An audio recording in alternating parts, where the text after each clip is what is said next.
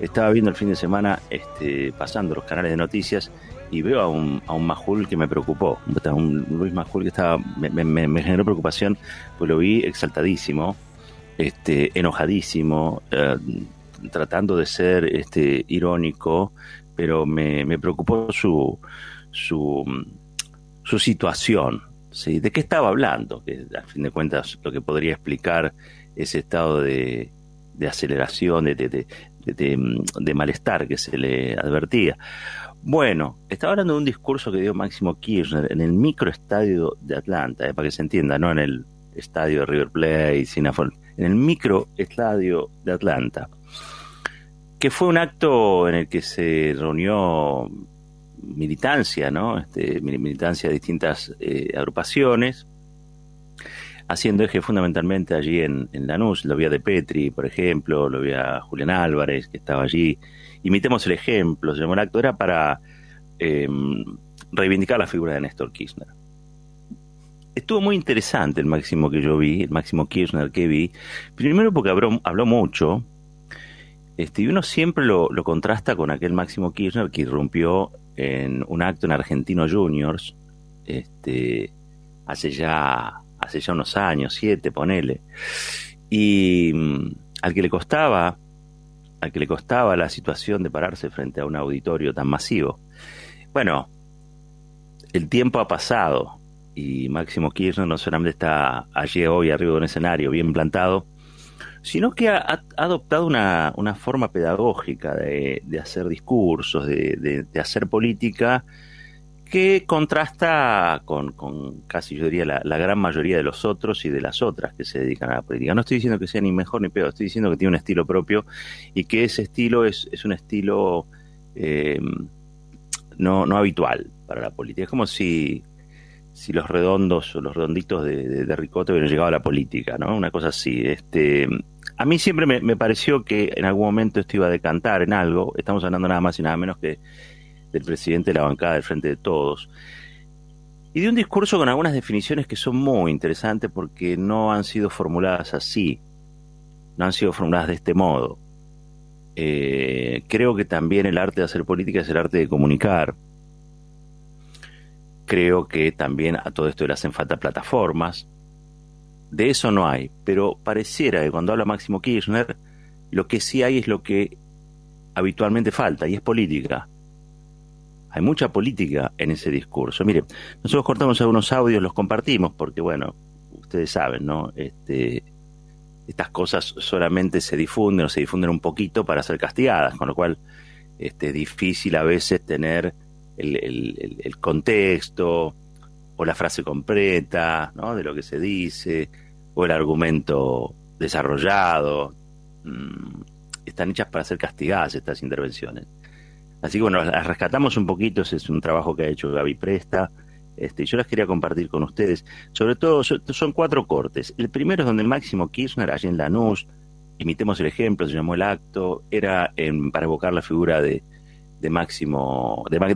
Néstor Kirchner, hablaba a su hijo Máximo Kirchner. El primero de los audios refiere al préstamo con el Fondo Monetario Internacional. Lo escuchamos.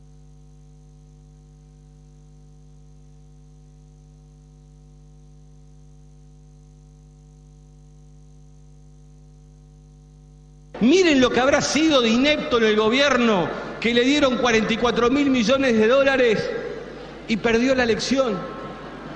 Y si yo le pregunto a ustedes, ¿alguien de ustedes vio el préstamo del Fondo Monetario Internacional en sus barrios, en sus universidades, en los hospitales o en las escuelas? Nada.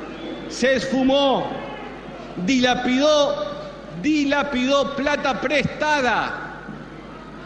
Lo peor de lo peor, y eso es lo que ha sucedido. Ustedes imagínense, sería muy bueno que el Fondo Monetario Internacional venga a Argentina a explicar y nos muestre cuáles fueron los estudios que realizó la tecnocracia, la burocracia.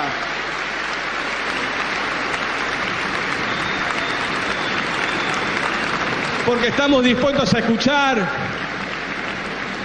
porque los vamos a recibir de muy buena manera, porque realmente nos intriga por demás saber esa tecnocracia, esa burocracia preparada, donde siempre la derecha argentina y los medios de comunicación dicen que está lo mejor, porque siempre para ellos lo mejor está fuera del país y no adentro. Si consiguen a un tecnócrata del Fondo Monetario que nos diga por qué fue que le prestaron la plata, y más aún, ¿cómo imaginó que nuestra patria iba a devolver ese enorme préstamo? Porque cualquiera de los que está hoy aquí presente sabe muy bien que cuando va a un banco o a un lugar a pedir un préstamo, no se lo dan porque son gente agradable, porque piensan igual, le miran el recibo de sueldo para saber cuánto le tienen que prestar. Y yo quiero saber qué fue lo que miraron de mi país para suponer que podíamos devolverle semejante cantidad de dinero, como tenemos que devolverle, por ejemplo, el año que viene, 18.000 millones de dólares.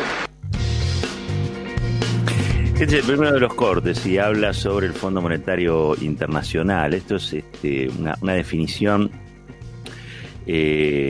sobre la que quizá no se está abundando tanto en la campaña, por eso es importante que en el marco de esta campaña, la campaña electoral, donde se van a elegir representantes legislativos, que son los que van a tener que opinar o no, digo, sobre cuestiones de acuerdo, deuda, etcétera, digo, pues eso es lo que marca la Constitución, el tema se mencione, el tema esté mencionado, esté enunciado. Y es interesante porque sería interesante preguntarle a la nomenclatura del fondo cómo fue que pensó que Argentina podía devolver en 2 años un préstamo de 44.000 millones de dólares, en base a qué números, en base a qué proyecciones, en base a qué plan. Está clarísimo que el préstamo fue político.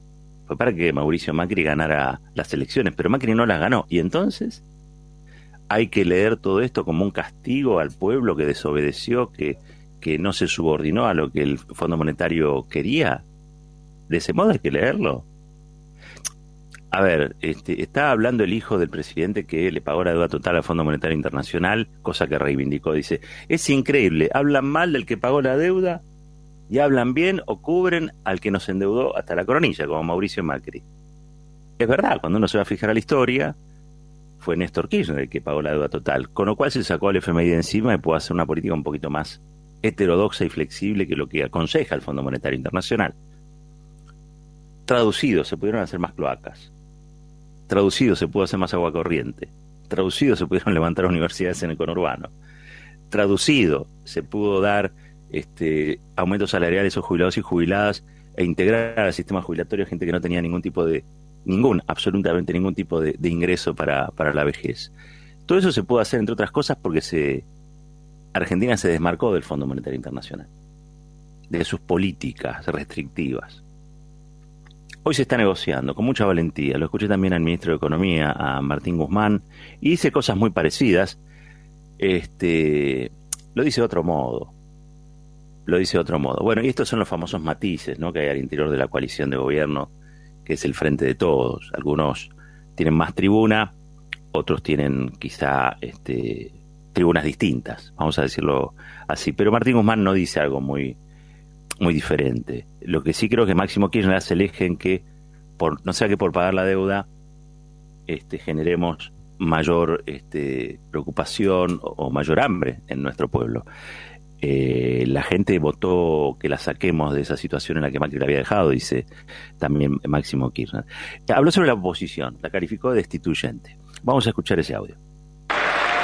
Si algo es claro, y ustedes lo pueden ver, compañeros, compañeras, es claro que ustedes lo pueden ver todos los días, y luego más aún del reciente resultado electoral, como ese acoso mediático y también del poder económico sobre el gobierno cada vez es más fuerte. Néstor allá en el tiempo la llamó oposición destituyente, no sé si recuerdan, este acecho permanente que estamos soportando todos los días, esta pelea diaria que todos los días tenemos que dar, la tenemos que hacer de la mano de nuestra gente, creyendo en nuestra gente y no dejando que nos impongan las formas y mucho menos el fondo. Clarísimo, ¿no? Se puede hacer varias lecturas sobre lo que dijo, pero hay una que es lineal. Es algo que nosotros describimos aquí cotidianamente, aunque al sector del Frente de Todos no le guste mucho, pero nosotros siempre lo planteamos. Y es que los medios de comunicación se le hace muy difícil al gobierno, tratan de debilitarlo todo lo que se pueda para que no pueda aplicar las políticas que benefician al conjunto de la población, sino las políticas se vean rezagadas y que los privilegios perduren en el tiempo. Él lo dijo de otra manera, se le entendió. Vamos a escuchar el último audio, en este caso es el número 3, donde él habla de la militancia, y dice lo siguiente. Dentro del Frente de Todos, ¿cuál es el camino y dónde está realmente la respuesta que nuestra gente necesita? Yo le quiero decir que a cualquier dirigente que tenga responsabilidad institucional en la parte que sea del gobierno, que no tenga miedo, que le ponga ganas y que realmente vea cómo hoy en este estadio, por ejemplo, la militancia da una demostración que está lista para entrar cuando la llamen. Para terminar, fue un acto característico del kirchnerismo, con mucha militancia, con mucha juventud también, donde hay que decir, se cantó contra el Fondo Monetario, se cantó la marcha peronista. Y en esta frase final, él dice, la militancia está ahí para acudir cuando la llamen. Me dio la impresión de que estaba haciendo algún tipo de reproche público sobre la ausencia de calor popular a estas manifestaciones en el marco de la campaña. Creo que es un tiro por elevación a los consultores, fundamentalmente a uno, creo que es el que ha tomado decisiones en función de la campaña del Frente de Todos, que prefiere actos fríos, actos como los que hacía el macrismo en otra época, y quizá menos calor o menos fervor. Me pareció, capaz que está diciendo cualquier otra cosa y yo lo estoy interpretando mal. Pero qué interesante, hay otro Kirchner en la política desde hace rato, en este caso interviniendo más fuerte, clarificando también, con cierta frescura, llegando a otros niveles, a otra gente.